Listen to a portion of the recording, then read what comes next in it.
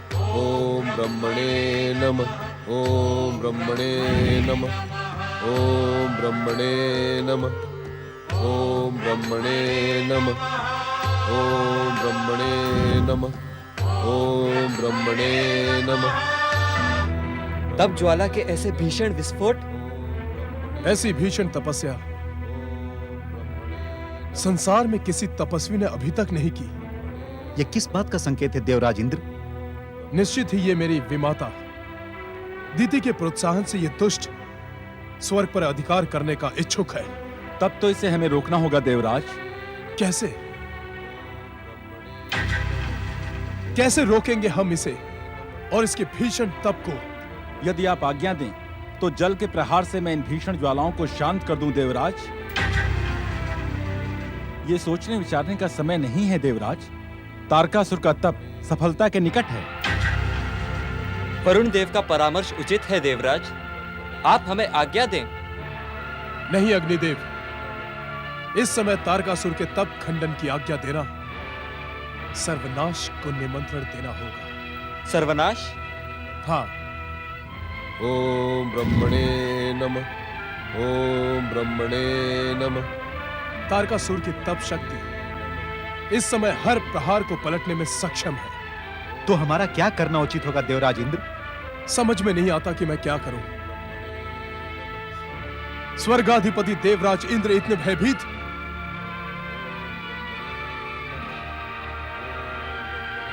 ये कैसी माया है श्री महागणेश? नारायण नारायण। ऐसा प्रतीत होता है देवराज इंद्र कि आप अपनी विवशता से कुछ शिक्षा अवश्य लेंगे। देवर्षि हमारी सहायता करें। देवराज इंद्र, आपने मेरे प्रश्न का उत्तर नहीं दिया। कैसी शिक्षा देवर्षि? देवराज इंद्र, यदि तारकासुर अपनी भीषण तपस्या से स्वर्गाधिपति देवराज इंद्र को विवश एवं भयभीत कर सकता है, तो क्या देवराज इंद्र अपनी तपस्या से स्वर्ग की स्थायी सुरक्षा का प्रबंध नहीं कर सकते? आप सदा परिहास और व्यंग की भाषा क्यों बोलते हैं देवर्षि? गंग गंग गंग गंग गंग। अर्थात अब देवराज इंद्र को तपस्या व्यंग एवं परिहास लगती है। नारायण नारायण। यह संकट का समय है देवर्षि, इसके उपचार का उपाय शीघ्र बताएं। देवराज इंद्र, अब उपचार की समस्त संभावनाएं समाप्त हो चुकी हैं। ओम ब्रह्मणे नमः। ओम ब्रह्मणे नमः। ओम ब्रह्मणे नमः।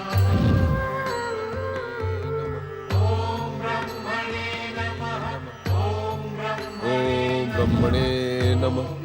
ओम ब्रह्मणे नमः।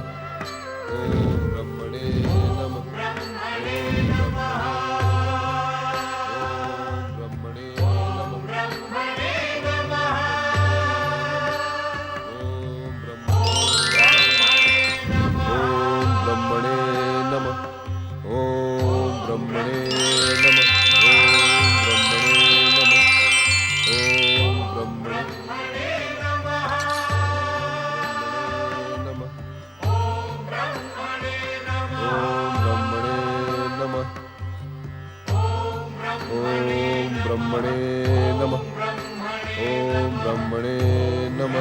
दिति पौत्र तारक, दिति पौत्र तारक। स्वयंभू ब्रह्मदेव स्वयंभू।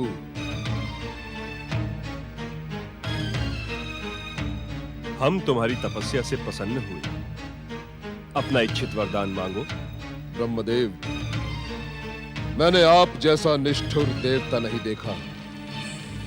इतनी लंबी प्रतीक्षा और कठोर परीक्षा का कारण क्या है? क्या मेरी शक्ति से भयभीत होकर दुष्ट देवताओं ने आपको रोकने का दुस्साहस किया है? अपनी आशंकाओं को विराम दो तारक। किसी के रोकने से हम तपस्वी को उसकी तपस्या का प्रतिफल देने से रोक नहीं सकते। और जहां तक परीक्षा का प्रश्न है, परीक्षा जितनी कठोर होगी, वरदान भी उतना ही श्रेष्ठ मिलेगा। मांगो, क्या वरदान मांगते हो? तो आप मेरी पितामही और अपनी पौत्री दिति की मनोकामनाएं पूर्ण करें ब्रह्मदेव। आप मुझे अमरता, सर्वोच्च शक्ति संपन्न दैत्य और तीनों लोकों में दैत्य जाति का ध्वज फहराने का वरदान प्रदान करें। एक ही वरदान में अनेक वरदान मांग लेने की कला क्या तुम अपनी पितामही दिति से सीख कर आए हो? स्वयंभू स्वयंभू ब्रह्मदेव, इसमें मेरी पितामही दिति की प्रेरणा अवश्य है, किंतु ये मनोकामनाएं स्वयं मेरे मन में जागी हैं। अमरता के अतिरिक्त हम तुम्हारी हर मनोकामना पूर्ण कर सकते हैं तारकासुर। यदि मैं जीवित ही नहीं रहा तो इन मनोकामनाओं के पूर्ति का क्या लाभ है? परामर्श देना हमारा काम नहीं है तारक। इसके लिए तुम्हें अपनी पितामही दिति से विचार कर लेना ही उचित था। आप मेरी पितामही दिति के विचार को स्वीकार ही कहा कर रहे हैं ब्रह्मदेव। प्राणी लोक में जन्म लेने वाले किसी भी प्राणी को हम अमरता का वरदान नहीं दे सकते तारक, किंतु तुम हमसे कठिन, लगभग असंभव मृत्यु का वरदान प्राप्त कर सकते हो। कठिन, असंभव।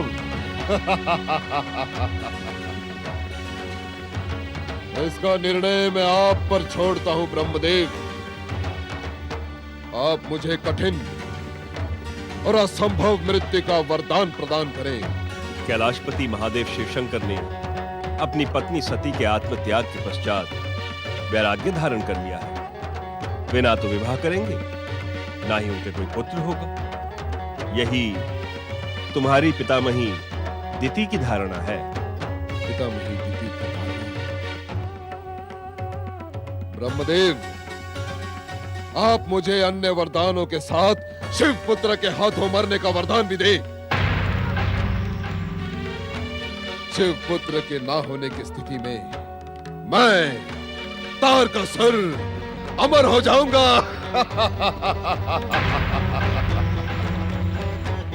तथास्तु।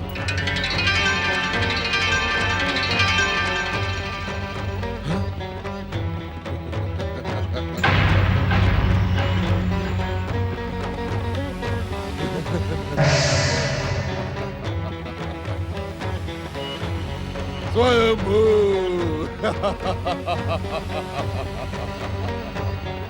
स्वयंभू स्वयंभू स्वयंभू।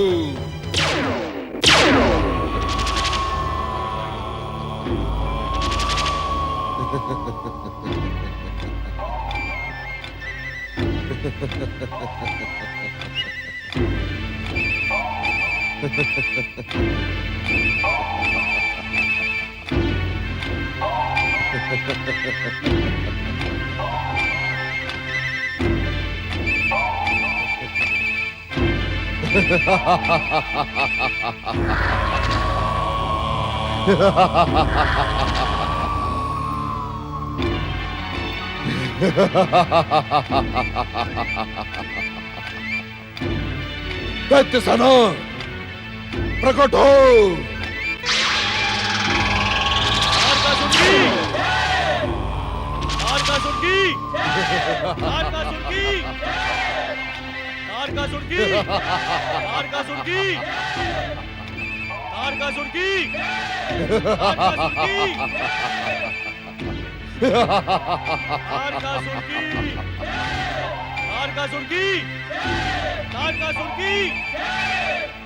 मूर्खो, दैत्य माता दिति की जय जयकार करो। दैत्य माता दिति की, दैत्य माता दिति की, दैत्य माता दिति की। वरदानी तारकासुर, अपनी माता वरांगी की भी जय जयकार करवाओ। दैत्य माता दिति, माता वरांगी एवं दैत्यराज तारकासुर की। दैत्य माता दिति, माता वरांगी एवं दैत्यराज तारकासुर की।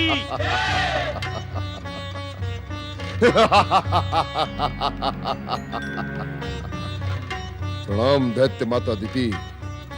आप सोच रहे होंगे कि वरदान प्राप्त करके मैंने अब तक स्वर्ग पर आक्रमण क्यों नहीं किया। निस्संदेह मैं यही सोच रही थी वरदानी तारकासुर, यही सोच रही थी। स्वयंभू, इसके दो कारण है दैत्य माता। पहला ये कि मैं आपका आशीर्वाद पाने का इच्छुक था, और दूसरा ये कि मैं अपनी वरदानी शक्ति का परिचय अपने प्रिय पिता में ही और दैत्यों की माताओं को देने को उत्साहित था। मेरा आशीर्वाद सदा तुम्हारे साथ है वरदानी तारकासुर।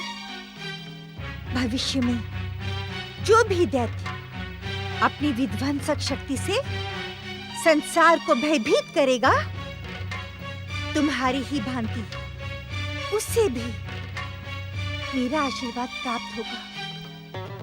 पितामही, आपकी इच्छा और आशीर्वाद से ये विशाल दैत्य सेना मेरी इच्छा मात्र से प्रकट हुई है। ये समस्त दैत्य वीर भयानक, विध्वंसक और मारक शक्तियों से सुसज्जित हैं। वीरो इंद्र की देव सेना हमारा प्रहार झेल नहीं पाएगी।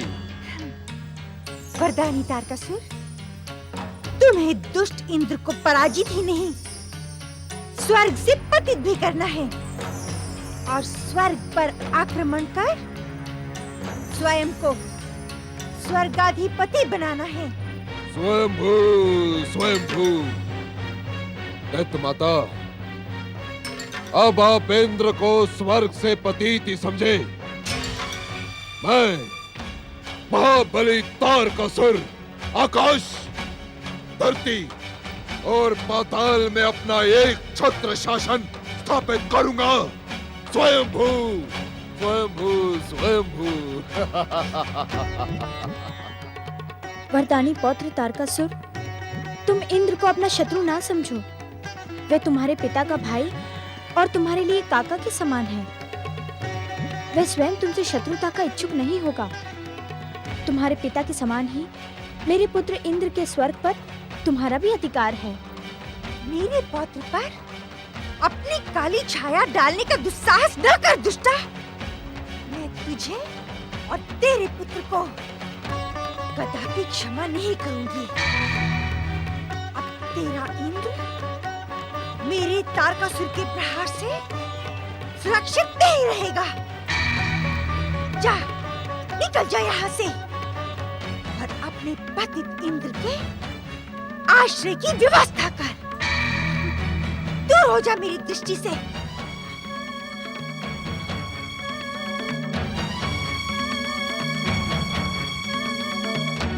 अदिति और उसका पुत्र इंद्र दया के योग्य नहीं है तारकासुर। तुझे मेरी शपथ, तू इंद्र को स्वर्ग से पतित कर। पितामही, शपथ की आवश्यकता नहीं। आपके वचन को पूर्ण करना आपके पौत्र वरदानी तारकासुर का कर्तव्य है। तो अब एक क्षण का भी विलंब किए बिना पूरी शक्ति से स्वर्ग पर आक्रमण करके इंद्र को स्वर्ग से बहिष्कृत कर दे। स्वयंभू, तुझे स्वर्ग के सिंहासन पर बैठा देखने के लिए मैं न जाने कब से व्याकुल हूँ पौत्र, व्याकुल हूँ। स्वयंभू।